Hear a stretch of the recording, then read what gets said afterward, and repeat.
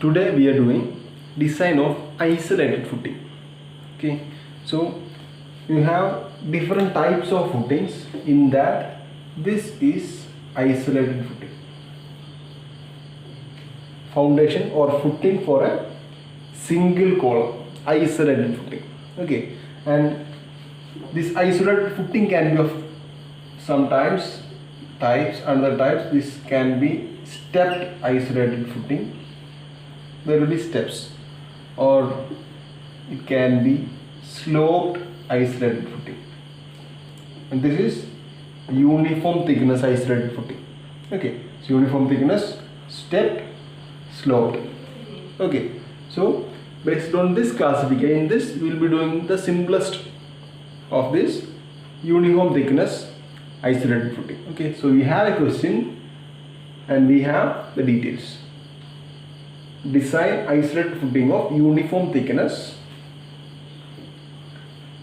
with load 600 kilonewton.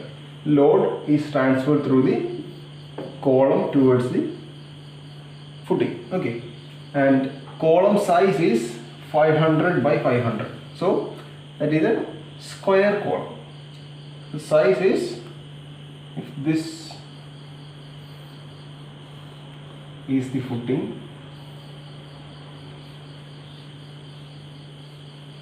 this size is 500 by 500. Okay, safe bearing capacity, so safe bearing capacity is 120 kilonewton per meter. What is safe bearing capacity? It is the capacity of this portion of soil. Okay, so we have a soil, we have a portion of soil in here, and on this soil in which we will be transferring this load to. Okay, so we are using this footing just to transfer this 600 kilonewton load to this soil strata. So there will be a capacity for the soil, and that capacity is 120 kilonewton per meter square.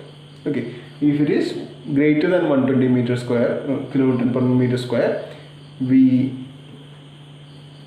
doubt it will be failing. So this is safe bearing capacity of soil. So okay, so our main characteristic will be, main particular will be in related to safe bearing capacity, because that is the capacity of soil. Okay, so we will start with determination of size of this footing, okay, area of footing. Okay, then we will move on to depth of footing. What is this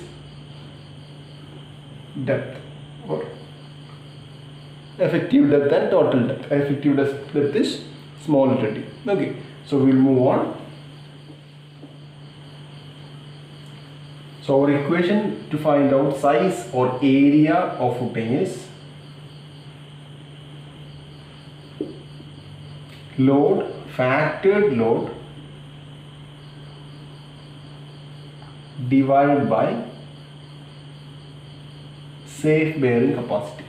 Okay, so what is the factored load that is coming through this column divided by SBC? We have SBC. So what is factored load? So total load. What is total load? Total load is obviously dead load plus live load. Live load is given as 600 kilonewton, right? And what is dead load? The load of this foundation, and it is general. We don't know the size, we don't know the depth of this footing, so we will just assume that it's always, you can assume the same value. We will assume that it is 10% of live load. Okay, so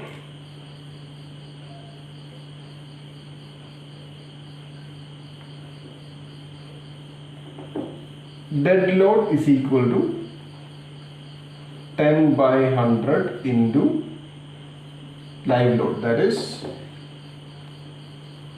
600, that is 60 kilonewton. So obviously total load is equal to 60 plus 600, that is 660. Then find factored load.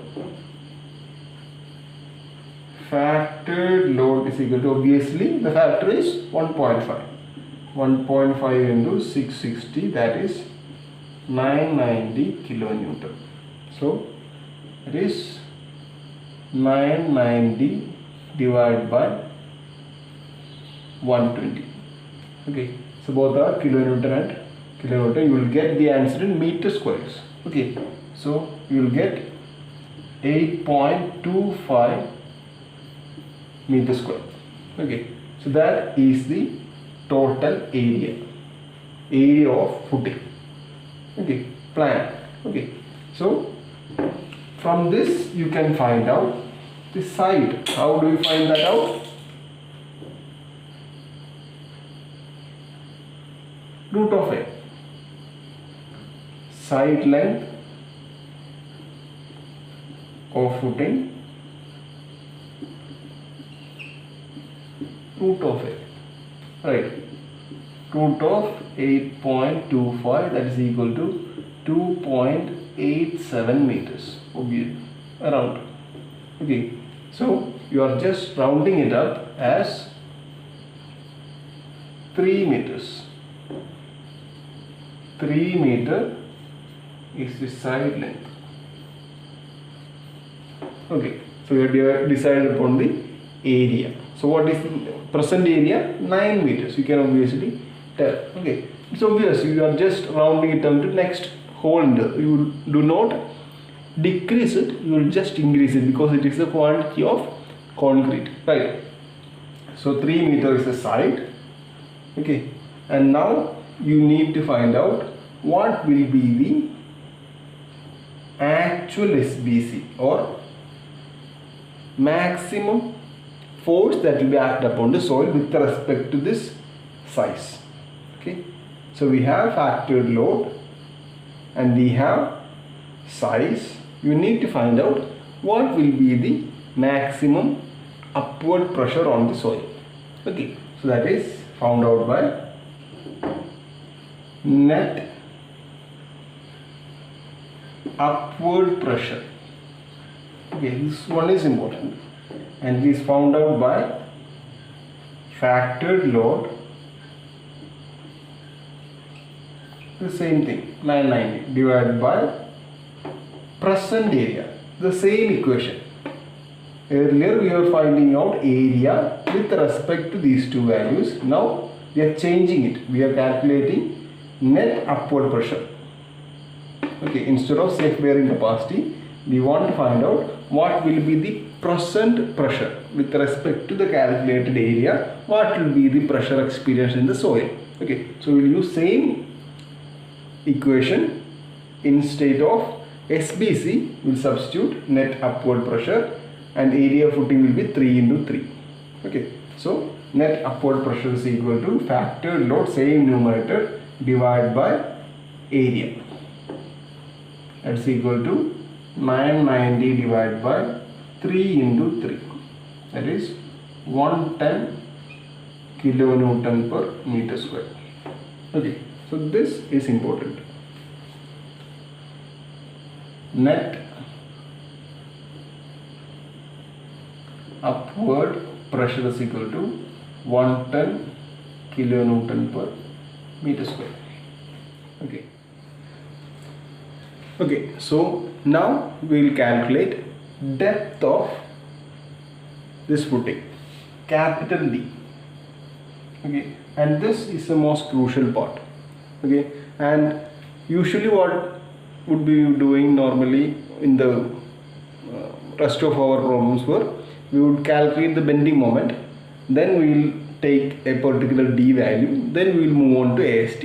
Okay, but in this case of footing or any foundation, the main case is not bending moment. Bending moment is a bit lower concern for us in case of footings. Okay, the main concern is shear force. The force is acting downwards and there is soil mass in this area.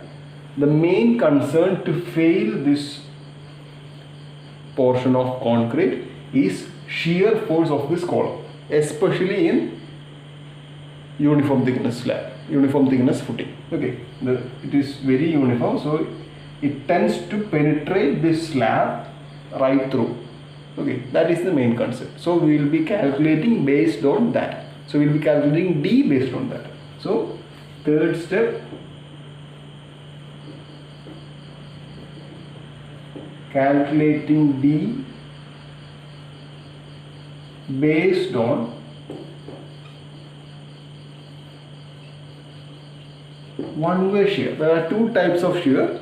Now we are considering one-way shear, and then as a next step we will consider two-way shear too. And these two are the main distinctive points compared to all other designs of RCC. Okay, so calculating D based on one-way shear. Okay, so we have the section and we have the plan. Okay, this one-way shear will be acted like this.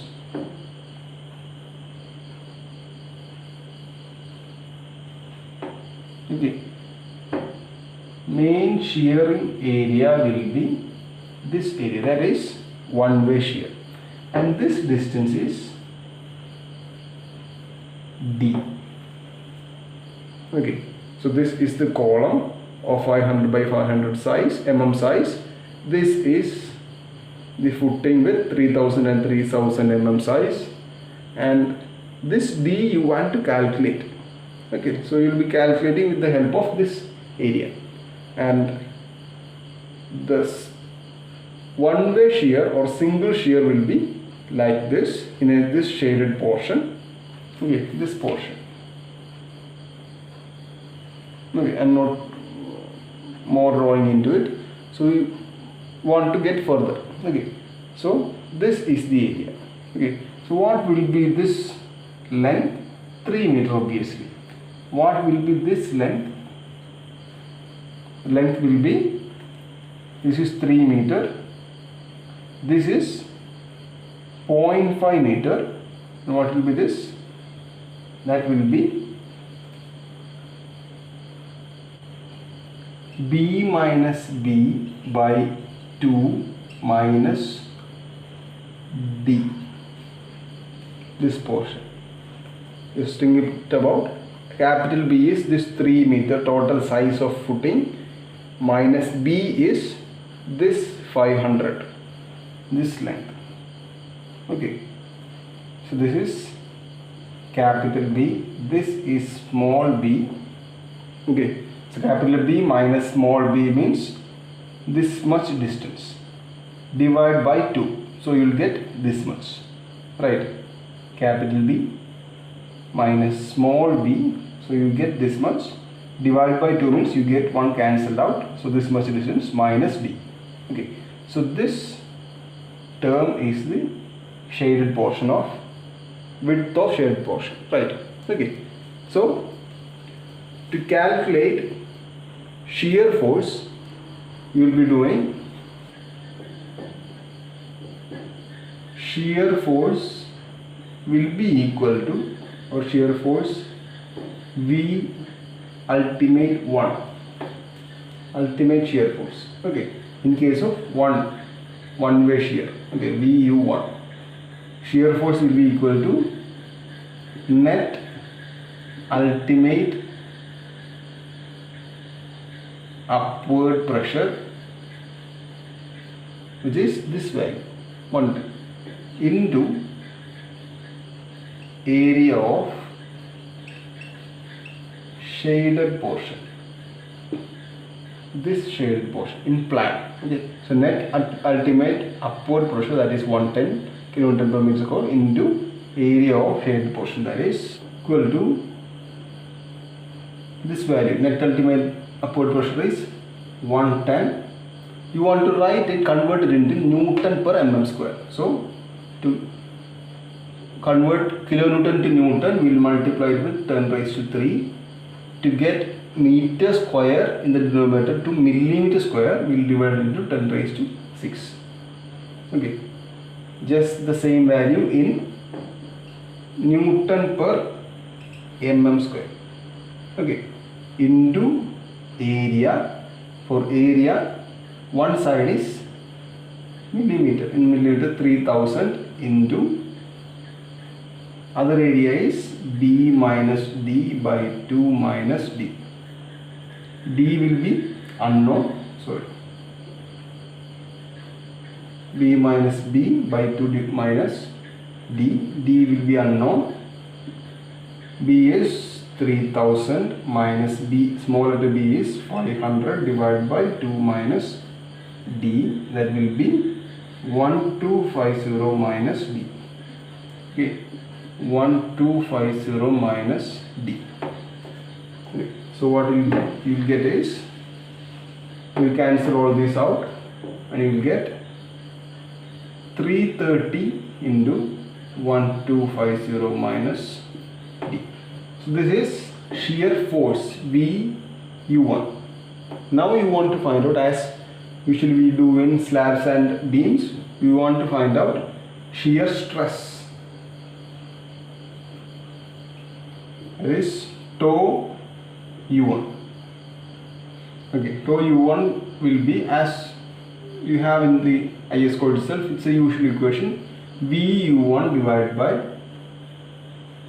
B, the area with which we will be multiplying it. This area is the area experiencing maximum shear. Okay, so that area is this much area, that is this section of area. So multiplying with this length and depth of, okay, so shear is always acting like this, as you know. So the face at which it will be having the shear is this dotted line face in section. So we have the length as 3 meters. To get this area in this section is 3 meters is the length, multiply with D. Okay, so that is the area as denominator. So usually what we do is tau is equal to B by BD. Okay, same concept. This area is converted as this thing. Okay, so area experiencing maximum shear is capital B into D. Okay.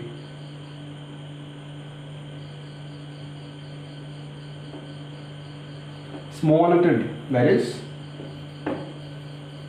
effective depth. Okay, so you have VU1, that is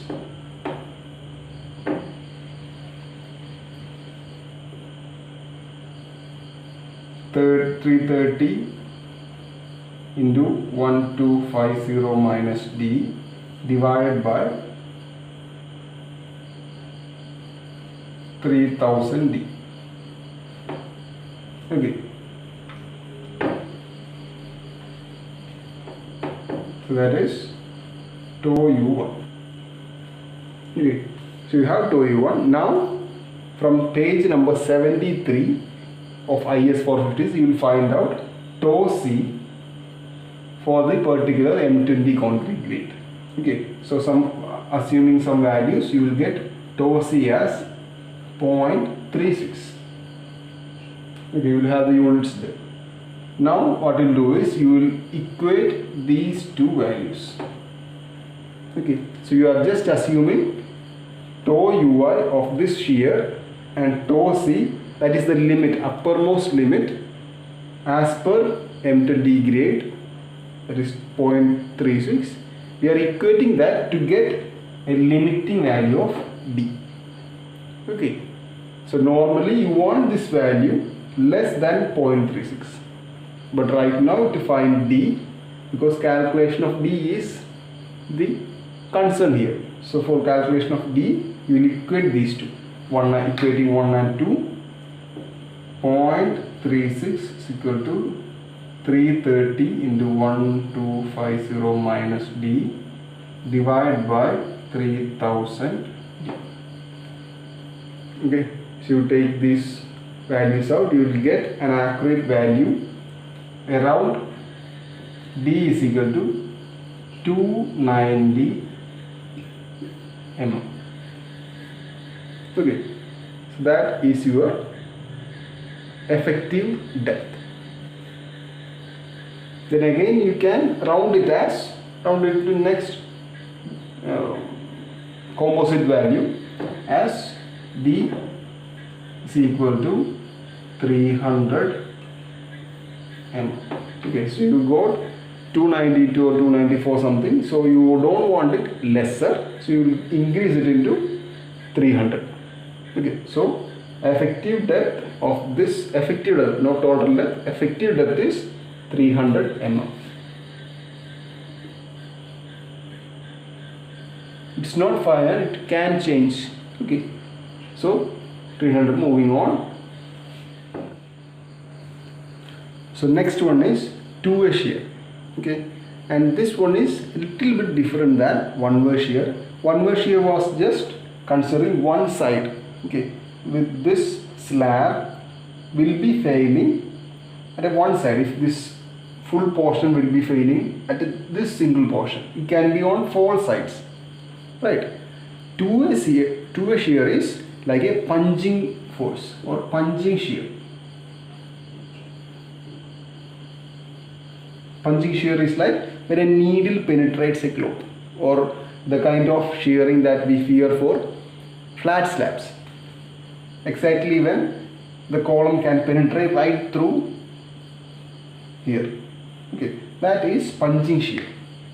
One-way shear was a bit more conventional. It was failing in this direction, only in one direction with excessive load. Okay, so when punching shear happens, it will be failing, or we will be considering the area of shear like this. Okay, and as previous one, we will be considering the shaded area like this. Okay, and this distance will be, earlier it was D, effective depth, now it will be D by 2. D by 2, half of D. Okay, on all four sides it will be leaving out D by 2. Okay, so again in here we need to have this area of shading portion. Okay, so this will be the area, and this distance will be D by 2. Okay, so we will mark this distance as B0. Right, what will be B0? B0 can be calculated by B plus D. That's it. Now this 500 is B, right? This distance is small letter b. This square side, this is B, and on either sides there are D by 2 plus D by 2. So D by 2 plus D by 2, D. So this length is B0, that is equal to B plus D by 2 plus D by 2, D. B plus D. Okay, that is the side of this area. Okay, in here also the equation is saying VU2 two-way shear. Okay, right? Net ultimate pressure into area of shaded portion.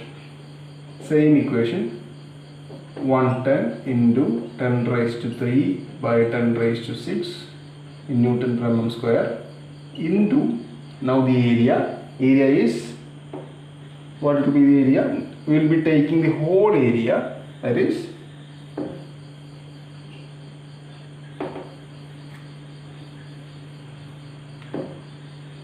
3000 into, or 3000 square, that is the total area of footing, including the area of column, right?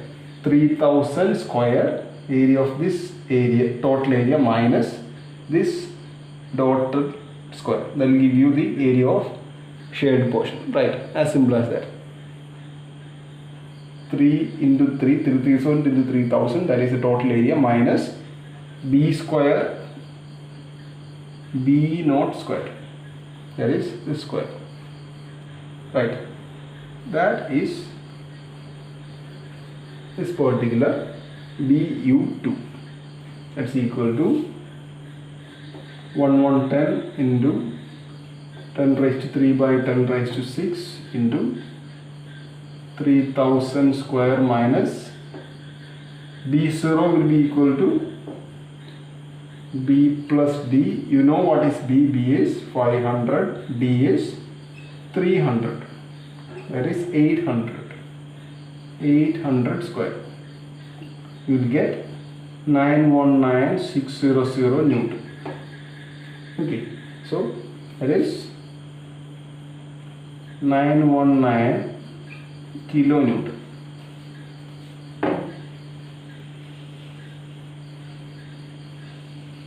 In this case also we need to find out same procedure, right? In the two-way shear and one-way shear, we are following the same procedure of steps. Shear stress, that is tau U2 is equal to VU2 divided by, in here what is the area? That is the section area of this dotted line. This with the depth D into this area with this length. Okay, so on all four sides there will be four sides with length B0 and depth D. That is the shear area, ultimate shear area. That is B0 into 4. That is the perimeter. B0, 2B0, 3B0, 4B0. That is the perimeter multiplied with D into D. Okay. So you have this value, that's equal to 919 kilonewton by 4 into B0 is 800 into 300. You will get 0.957 Newton per mm square. So in this case we are not just finding out tau C. So in this case permissible shear stress is not just tau C, it is Ks tau C. Okay, where is permissible shear stress? So in one way shear it was just tau C, it can be taken with respect to grade of concrete, and in this case it is Ks is added to it. You should multiply Ks too, but it doesn't matter as it is a square area footing. Ks is 0.5 plus beta 0, with that 0 is short length divided by longer length, subjected to 1, maximum of 1, shouldn't be greater than 1. That is, as it is a square area, short length by larger length, there is no length difference. So 1 by 1 or 3 by 3 you will get 1. So in effect you will be getting it as 1.5. But you have a condition that this total value, that Ks should not increase than 1. So we will take it as 1 itself. And tau C, you have another equation. Tau C is 0.25 root of FCK. You know what is 0.25 root of 20? That is 1.11 Newton per mm square. Okay, so you have permissible shear stress 1.11 as 1.11. You have our shear stress in our two-way shear system as 0.957. As permissible shear is greater than 0.957, you have to write as sentence as permissible shear stress is bigger than shear stress of our footing, it is safe. Okay, so what is your inference? Your inference is this D value is good, it's adequate with respect to one-way shear and two-way shear. What we have just done is we have checked this D value with respect to two-way shear also. We have found out this D value as one-way as part of one-way shear, and we have checked it with respect to two-way shear. Okay, so now you will find out capital D.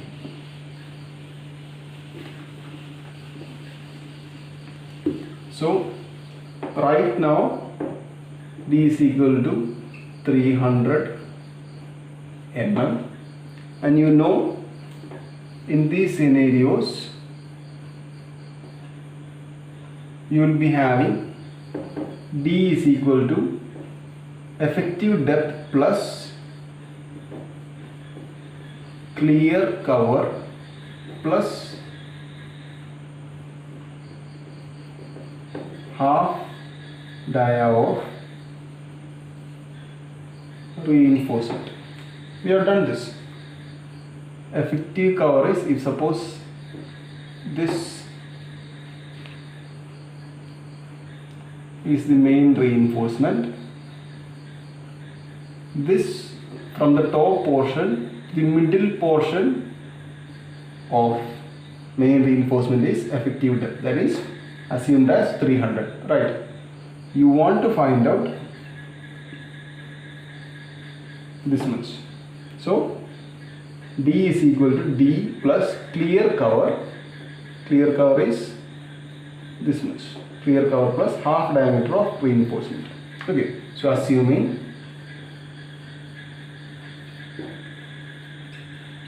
clear cover as 75 mm, so footings and foundation will be having the maximum amount of clear cover, so 95 mm. You can find the table in IS 450 with respect to it. Okay, and diameter of main reinforcement as 16 mm dia. D is equal to 300 plus clear cover 75 plus 16 by 2. That will give you 382 mm. So obviously what will be you doing? You won't just try 382 as thickness of concrete. We will make it 400, or you can make it 390 also. 400 mm. Okay, so you have the new capital D as 400. Now you want to find out the next updated effective depth from this D value. Effective depth, new effective depth. New effective depth D is equal to same equation, 400 minus 75 minus 16 by 2. You just want to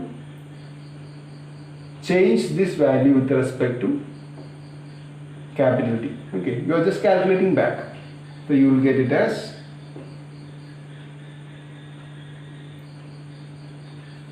312 mm.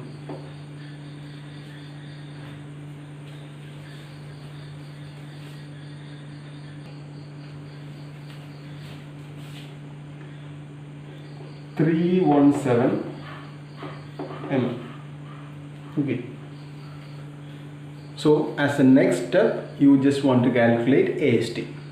Okay, so for calculating AST you need to have mu. Okay, so our old way of calculation, so calculation of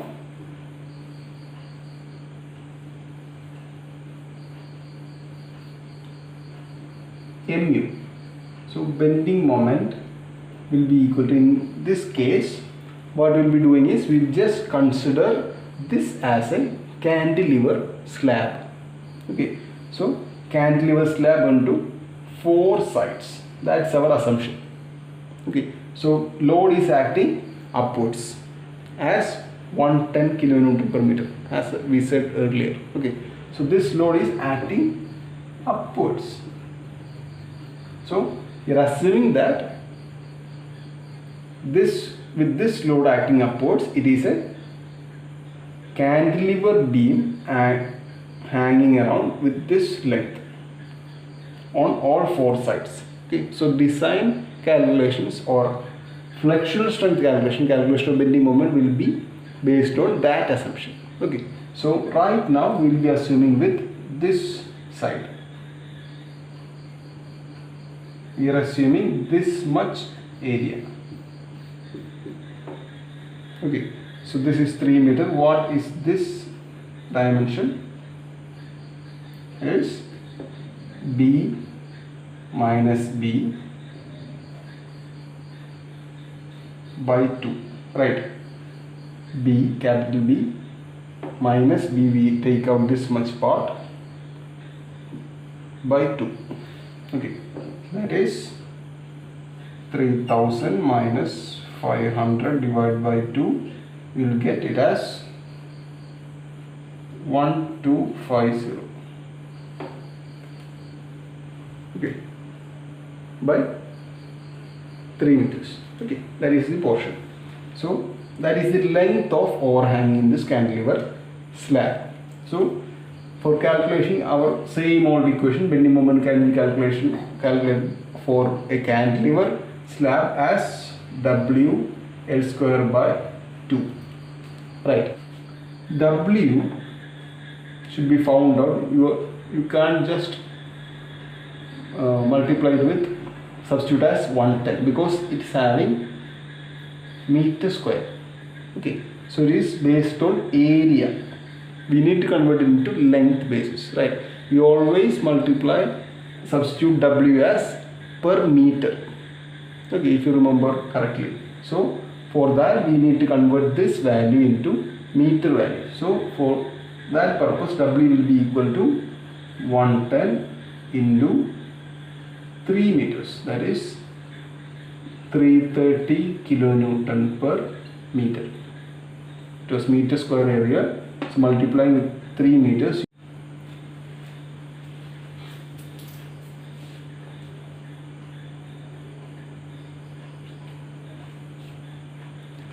So W is not just 110.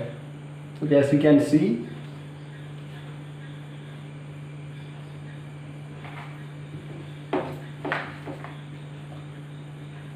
so W, as in here, is not just 110 kilonewton per meter square because it is per meter square. That's a different issue. As you remember earlier, on all the values we need to have in the unit kilonewton per meter length, not per meter per square area. In here we have per square area given. Okay, so you want to convert it into kilonewton per meter. So for that, what we will do is 110 will be multiplied with the width, right? 110 into 3, you will get 330 kilonewton meters. Okay, now you can substitute this value, 330 into 1.25 square divided by 2. Okay, so you are taking length as 1.25, so you need to multiply this value with 3 meters. Okay, assuming this as your overhanging part of cantilever. Okay, that's the theory.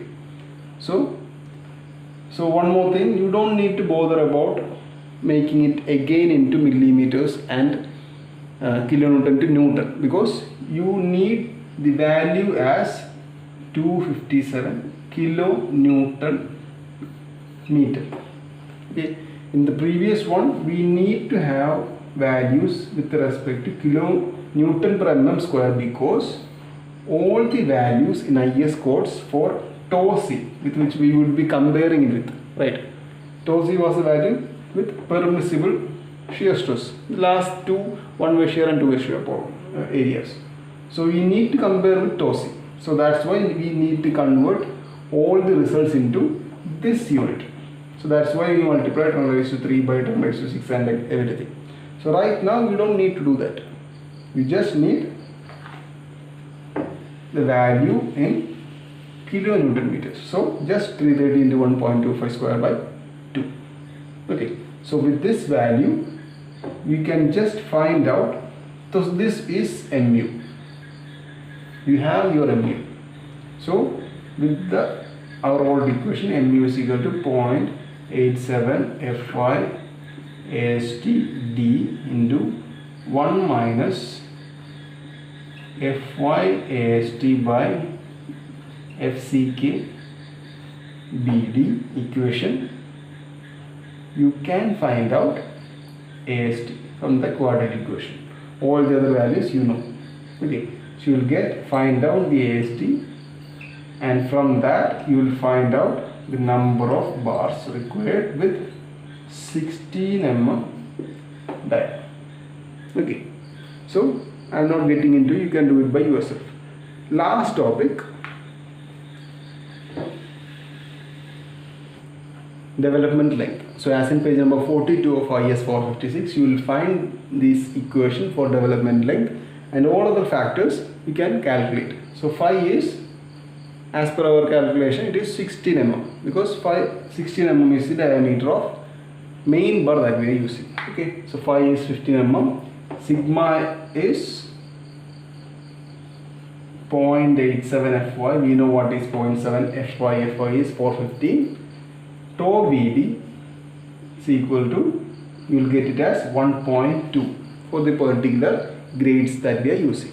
Okay, so with all these values, you can find out 16 into 0.87 into 415 divided by 4 into 1.2. You will find it as 1.203 meters.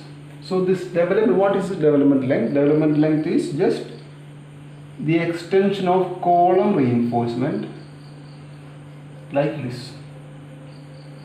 This is the column reinforcement. We will extend it towards this. This length is called development length. How much do you want to extend? That is just development. You don't want to design this, because we have already designed column in another topic as another problem. We just want to decide on LV because that is part of footing. Okay, so you have development length to be provided as 1.203 meters, but we want to make sure that this 1.23 meters will fit in here. Okay, how can you find that out? You can see that this much length, how much is it? 1.250, right? And you have to provide clear cover. So when you start from here and end at a clear cover, right? So maximum length of LD, you can find it out by 1.1250 minus 75, that is clear cover. Right, you know what is 1250, this length.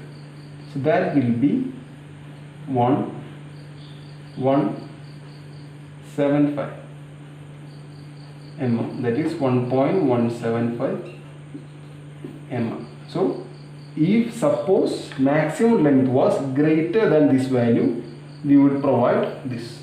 But in this case, as maximum LD 1.175 is less than calculated LD, which was 1.203, what will be our inference? We will provide this. Obviously we cannot provide anything much greater than that, so that will be provide development length as 1.175 meters. Okay, so you have AST, you have number of reinforcements, you have development length. Okay, so with all these details, drawing into this single diagram, You know how to draw this, right? We are done with design of isolated footing. Okay, so this is the simplest form of isolated footing design. This becomes much complex when it is a rectangular footing. How do you know it is a rectangular footing? When suppose this is rectangle, suppose 500 by 350 is the size of column. In that ratio itself we need to make the adjustment in the size.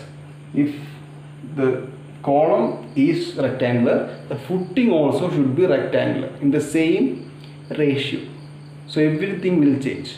So in one way shear you have to take two sides, two times in this direction, xx direction and yy direction.